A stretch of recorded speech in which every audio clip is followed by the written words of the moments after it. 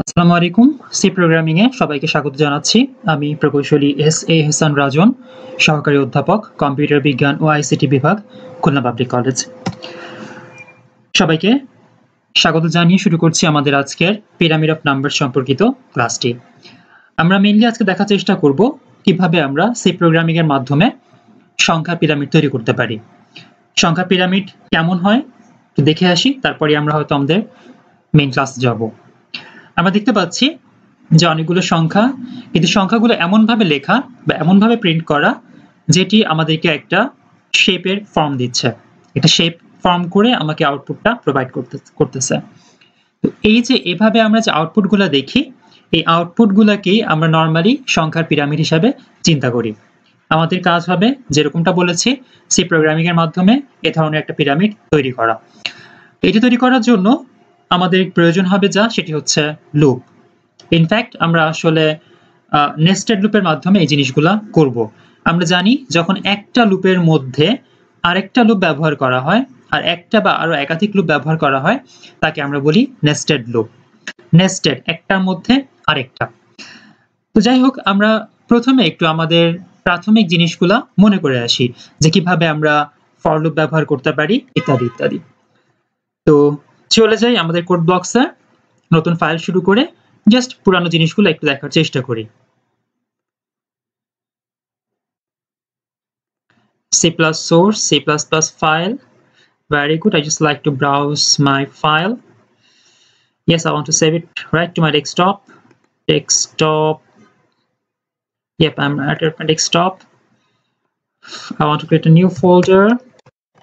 Pyramids of. I want to save my course right there. Yes. ফাইলের নাম দিই pyramid1.cpp, না দিলেও চলে অবশ্য। সেভ করি। Yes, finish. Very good. আমরা জানি আমাদের সি প্রোগ্রামিংটা এরকম হয়। আমার সিস্টেমটা যেহেতু ডিফাইন করে দেওয়া আছে যে আমার প্রত্যেকটা প্রোগ্রাম আমি এভাবে লিখবো, সো লাইক দিস। আমরা এই জিনিসগুলো লিখতেও পারি, না লিখতে পারি। শুরু করি, একদম fresh start. include stdio.h integer main return return 0. Well, আমরা চাচ্ছি ফর লুপটা দেখতে। তো একটা কাজ করি, আমরা জানি যে ফর লুপের তিনটা অংশ থাকে। আমি যদি একটু মনে করাই দিই, ফর লুপের ফার্স্ট অংশটা ছিল হচ্ছে ইনিশিয়ালাইজেশন, তারপর সেমিকোলন, দেন আমার অপশন ছিল হচ্ছে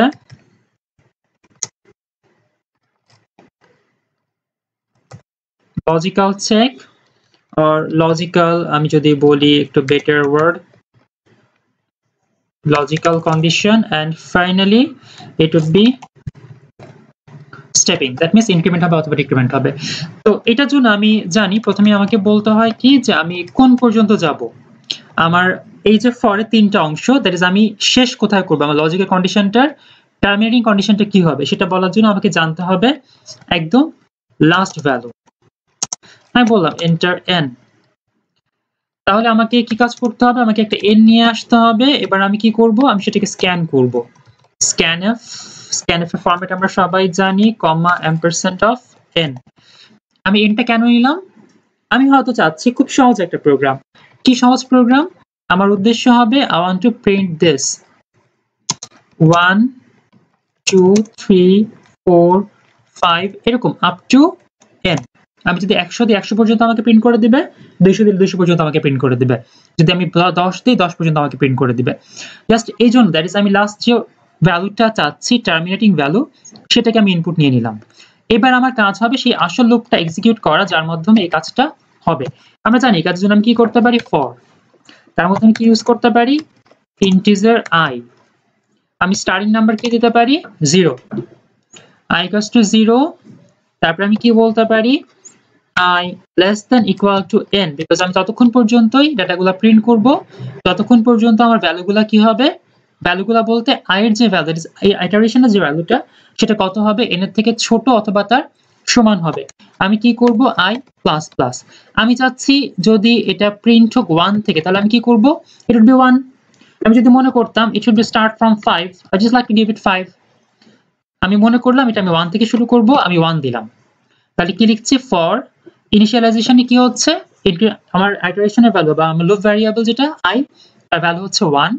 আমি প্রত্যেকবারই চেক করব i এর ভ্যালুটা n এর থেকে ছোট অথবা সমান কিনা, এবং প্রত্যেকটা স্টেপে আমি i টাকে ইনক্রিমেন্ট করব, i এর ভ্যালু 1 করে বাড়াবো। এবার আমি কি করতে পারি, আমি এবার আমার লুপের বডিটা দিতে পারি, দেয়ার মধ্যে আমি লিখতে পারি printf percentage of t, i। আমি কাকে প্রিন্ট করব, i কে প্রিন্ট করব।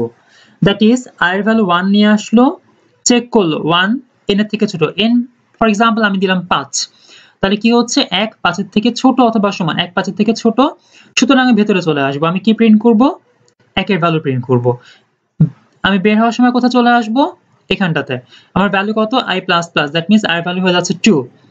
তার মানে কত হয়ে গেল, এর পরের স্টেপিং এ চেক করব 2 এর ভ্যালু, দ্যাটস 2 5 এর থেকে ছোট কিনা, যদি হয় yes definitely 2 is less than 5, আমি ভিতরে এসে 2টা প্রিন্ট করব।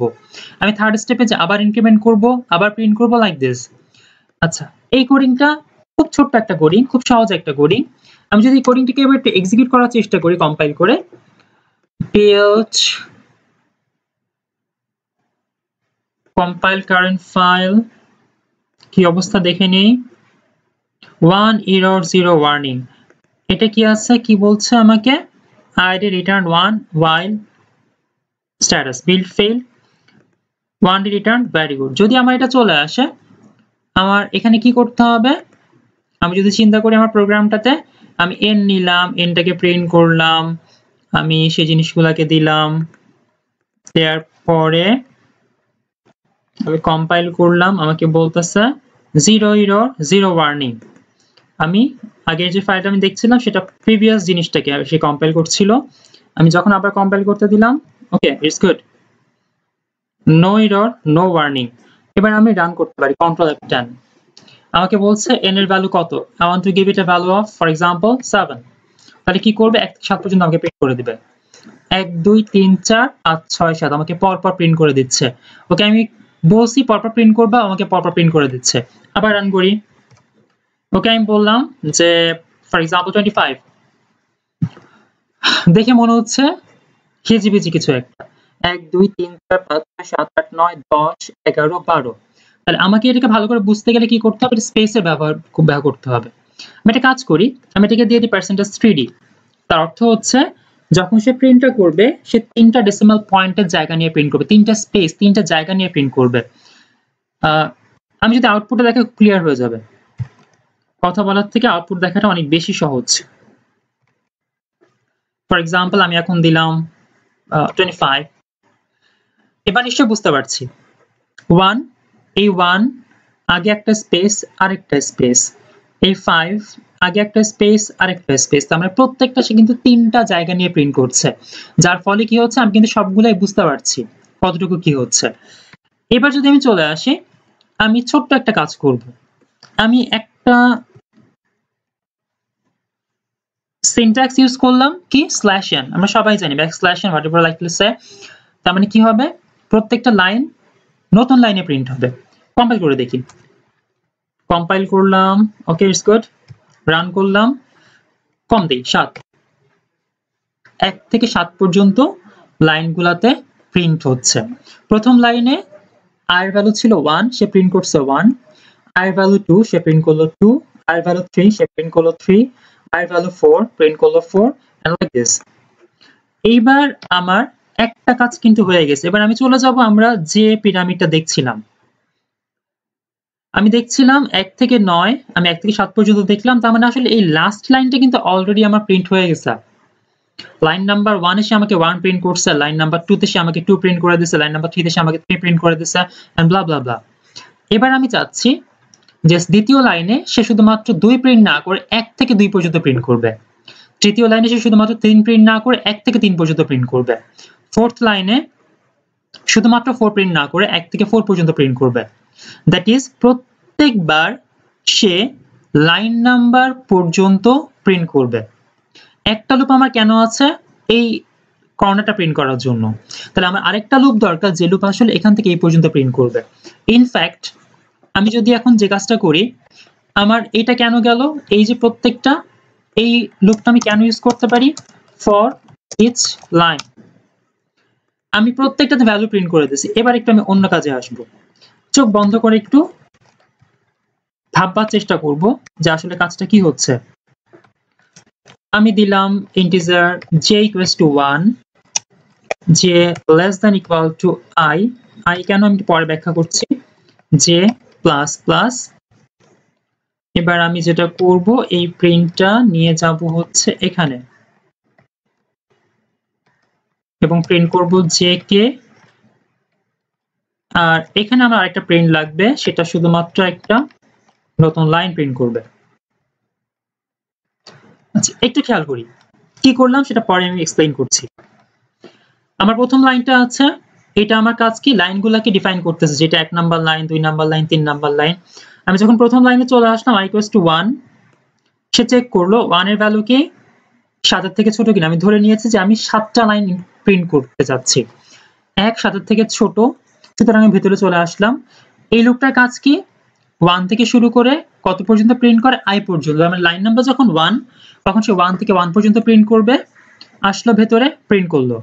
এবার আমার এই লুপটাতে কিন্তু আর এক্সিকিউশন করার সুযোগ নাই, ভেতরের লুপটাতে আমি কি করব একটা নতুন লাইন প্রিন্ট করব, করে চলে আসবো কোথায়, এখানটাতে। i এর ভ্যালু কত হচ্ছে 2 কত 7 এর থেকে ছোট, তাহলে আমি আবার ভেতরে আসব।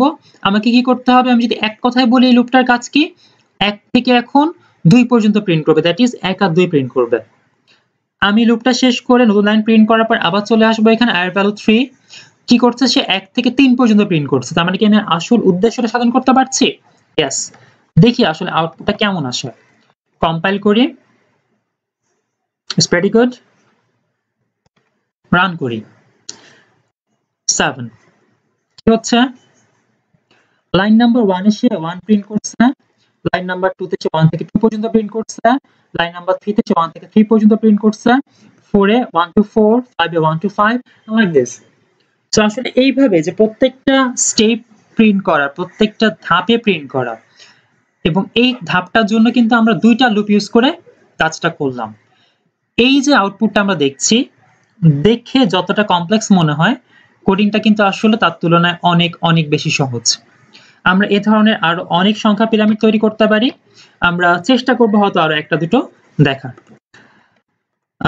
সেকেন্ড প্রবলেমে চলে আসি একটু। আমি সেকেন্ড প্রবলেমের জন্য চেষ্টা করব এই পুরো প্রোগ্রামটাকে কাজে লাগাতে।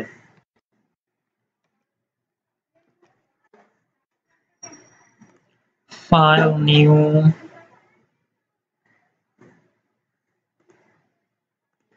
ফাইল, সোর্স, C++, ফাইলটা আমি সেভ করতে চাচ্ছি pyramid 2, pyramid 2, yes, finish. Well, আমি চাচ্ছি এই আগের প্রোগ্রামটাকে এবার একটু মডিফাই করব।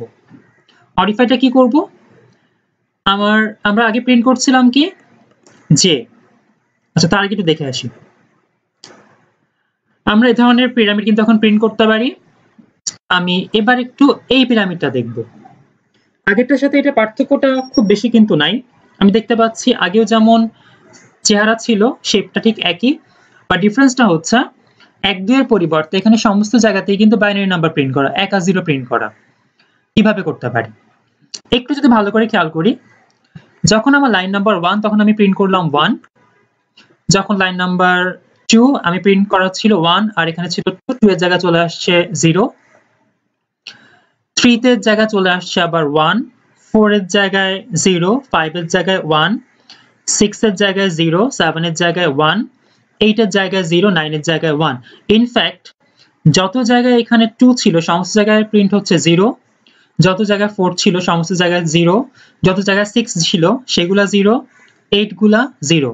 আর যদি চিন্তা করি 1 3 5 7, যেভাবে বললাম মনে হয় বোঝা যাচ্ছে যে সমস্ত নাম্বারগুলো ছিল জোড়, দ্যাট ইজ ইভেন, সেগুলোতে প্রিন্ট হচ্ছে 0, আর যে নাম্বারগুলো ছিল অড, দ্যাট ইজ বিজোড়, সেগুলোতে প্রিন্ট হচ্ছে 1। সহজ কথা যদি আমি বলি তাহলে আমি কি করতে পারি, আমাকে এখন প্রত্যেকটা নাম্বার চেক করতে হবে যে নাম্বারটা ইভেন নাকি অড। ইভেন হলে আমি একটা প্রিন্ট করব, অড হলে আমি আরেকটা প্রিন্ট করব, দ্যাট ইজ ইভেন হলে আমি প্রিন্ট করব 0, অড হলে আমি প্রিন্ট করব 1। এবার একটু খেয়াল করে দেখি, আমরা জানি ইভেন নাম্বার কোনগুলা, যেগুলাকে 2 দিয়ে ভাগ করলে ভাগশেষ থাকে না, মিলে যায়। আচ্ছা, মিলে যাওয়া মানে আমি কি বলতে পারি, ভাগশেষটা 0। At the same time odd নাম্বারগুলোকে যদি আমি 2 দিয়ে ভাগ করি, আমার ভাগশেষ কত থাকে? যদি 2 দিয়ে ভাগ করি, ভাগশেষ কিন্তু অবশ্যই আমার জন্য থাকবে 1, যদি নাম্বারটা অড হয়। তাহলে আমি কি বলতে পারি যে আমি প্রত্যেকটা স্টেপে আসলে আমি এখন জে কে প্রিন্ট না করে জে কে 2 দিয়ে ভাগ করে যে ভাগশেষ থাকে সেটা প্রিন্ট করছি। আমরা জানি এটাকে আমরা বলি মডুলাস অপারেটর বা রিমাইন্ডার অপারেটর, যেটাই বলি না কেন, তার কাজ কি, ওই সংখ্যাটাকে জে কে 2 দ্বারা ভাগ করলে যে ভাগশেষ থাকবে সেইটা আমাকে রিটার্ন করে। একটু কম্পাইল করে দেখি কি অবস্থা হয়। That's pretty good. রান করি 7, well is done। কি করছি আমি, যখন 1 তখন 1 প্রিন্ট হচ্ছে, যখন ইভেন তখন প্রিন্ট হচ্ছে 0, অডে 1 ইভেনে 0, জাস্ট এভাবে কিন্তু আমি সংখ্যাগুলোকে প্রিন্ট করতে পারছি। So this is a very pretty simple thing, যে কিভাবে আমরা এই কাজগুলো করতে পারি। আমরা এই ধরনের আরো অনেকগুলো দেখতে পারি, আর অনেক ধরনের পিরামিড রয়েছে যে পিরামিডগুলো আমরা করতে পারি। এই ধরনের পিরামিডগুলো আমাদেরকে প্র্যাকটিস করতে হবে। আমি যদি কিছু এক্সাম্পল দিয়ে দেই, যেমন আমরা এই ধরনের পিরামিড নিয়ে কাজ করতে পারি। এই পিরামিডটার ক্ষেত্রে কি হয়েছে, লেখাটা শুরু হচ্ছে এখান থেকে। যদি আমি আসলে দেখাই এখান থেকে, বাস্তবতা হচ্ছে প্রথমে এতগুলা সংখ্যক যদি আমার এখানে 8 পর্যন্ত প্রিন্ট করতে হয়, আমি কিন্তু ফার্স্টে 7টা স্পেস প্রিন্ট করে নিয়েছি, তারপর এখানে 1 প্রিন্ট করেছি। আমি 6টা স্পেস প্রিন্ট করেছি, তারপর এখানে 1, 5টা দেন 1, 4টা দেন 1, এভাবে কিন্তু আমরা সংখ্যা পিরামিডগুলা প্রিন্ট করেছি। আরো কিছু পিরামিড দেখাতে পারি, যেমন এই ধরনের একটা প্রিন্ট আমরা ইউজ করতে পারি। আমরা যেরকমটি দেখলাম ঠিক উল্টা করে, পিরামিডটা এখন যেরকম ছিল তার রিভার্স অর্ডারে প্রিন্ট হচ্ছে, এবং দুইটা আবার একসাথে করে কম্বাইনলিও প্রিন্ট হচ্ছে। There is another one, it's best complex one. Complex বলতে এটা একটু হয়তো চিন্তা করতে হবে কিভাবে কি হচ্ছে, এগুলো নিয়ে হয়তো আমরা পরে ডিসকাস করব। আমি পরের টপিক যদি শুরু করি, আমরা গুরুত্বের সাথে যে টপিকটা দেখব সেটা হচ্ছে অ্যারে। অ্যারে অর্থটা হচ্ছে collection of data item having same name and same type. That is যখন আমি অনেকগুলা ডেটা রাখবো বা ডেটাগুলার ভ্যারিয়েবলের নাম একটাই হবে, তাকে আমরা বলছি array.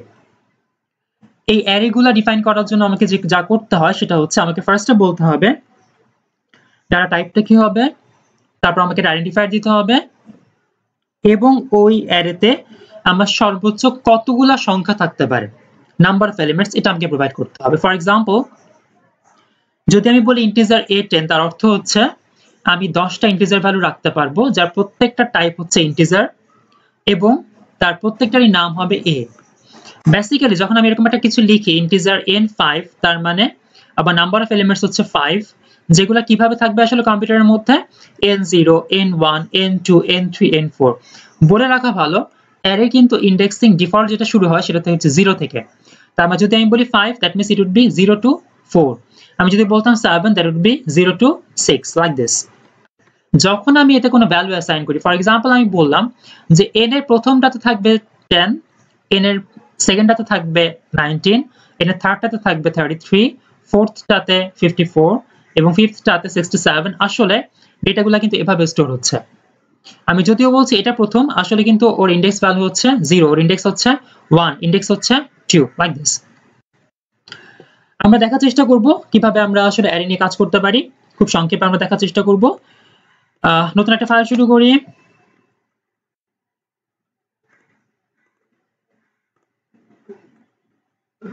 Source file, just go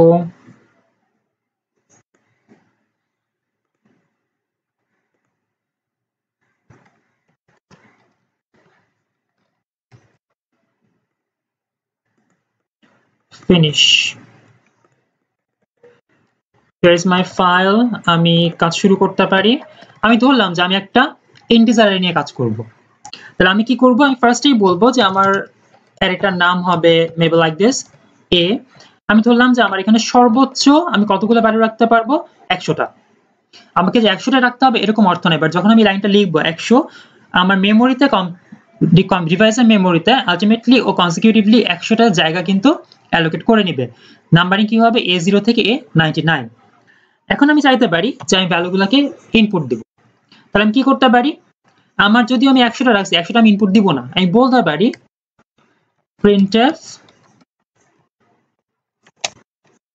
enter how many numbers you wanna input। yes, তারপর আমার কাজ কি হবে, স্ক্যান করব। স্ক্যান করব কোথায় রাখবো, n এর মধ্যে। তাহলে আমাকে কাজ করতে হবে কি, আমি n নামে একটা ভ্যারিয়েবল ডিক্লেয়ার করে আসব। তারপর এখানে এসে কি বলবো, %d, ampersand of n। আমার কাজ কতটুকু কমপ্লিট হলো, আমি কতগুলো ভ্যালু নিয়ে কাজ করব সেটা আমি ডিফাইন করলাম যে হ্যাঁ আমি n সংখ্যক ভ্যালু নিয়ে কাজ করব। Now I just like to input those values, but how? For integer I equals to 0। কেন 0? আমি জানি যে আমার ইন্ডেক্সিংটা শুরু হয় 0 থেকে। I less than equal to n। একটু মাথায় রাখতে হবে, এখানে কি আমাকে ইকুয়াল দিতে হবে না ইকুয়াল দিতে হবে না।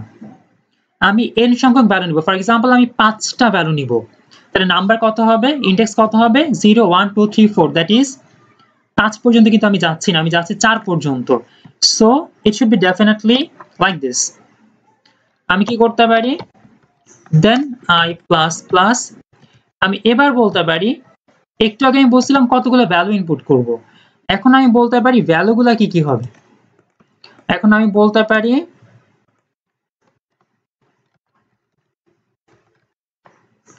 enter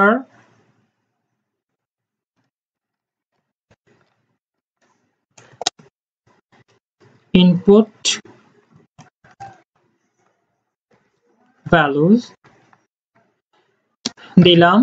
আমি ভ্যালুটাকে কোথায় রাখবো, আমি রাখবো হচ্ছে a এর মধ্যে, বিকজ আমার অ্যারেটার নাম কি a।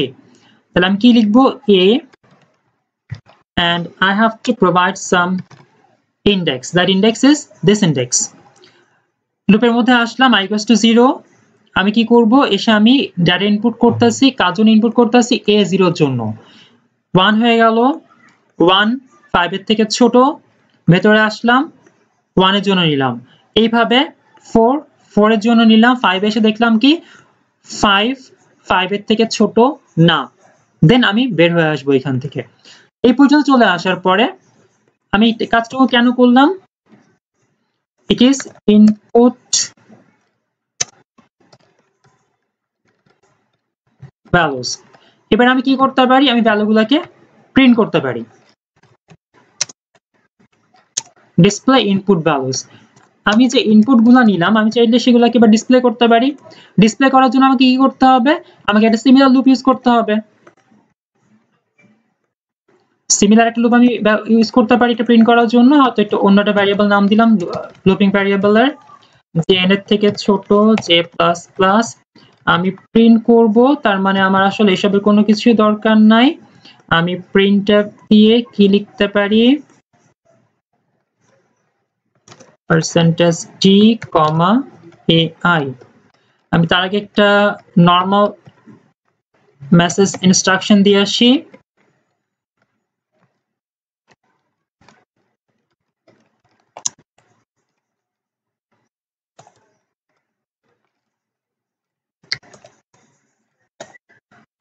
Your input values are, আমি প্রত্যেকবার আসবো এসে ভ্যালুগুলোকে প্রিন্ট করে দেব লাইক দিস। একটু কম্পাইল করে দেখি কি বলে। Oh no, খেয়াল করে দেখি লুপিং ভ্যারিয়েবলের নাম ছিল j, আমার এখানে কপি পেস্টের জন্য রয়ে গেছে i, so it should be j। Compile once again, it's perfect, run it। How many numbers you wanna input? 5। Input value প্রথমে দিলাম হয়তো 7, তারপর হয়তো দিলাম 889, তারপরে হয়তো দিলাম 70, 12, 33। Your input values are 7 8 7 9 69 12 33 and that's all। আমি আমার সমস্ত ভ্যালুগুলা কিন্তু প্রিন্ট করে ফেলতে পারলাম। আমি চাইলে ভ্যালুগুলাকে চিন্তা করতে পারি যে কিভাবে আমি ভ্যালুগুলা কাজ করব, কিভাবে আমি ভ্যালুগুলাকে নিয়ে অন্য কোনো কম্পোনেন্ট ইউজ করতে পারি, মেবি যোগ করা, মেবি ম্যাক্সিমাম বের করা লাইক দিস। ঠিক আছে, সে পর্যন্ত পরবর্তী ক্লাসের জন্য অপেক্ষা। সবাইকে ধন্যবাদ জানাচ্ছি। আসসালামু আলাইকুম।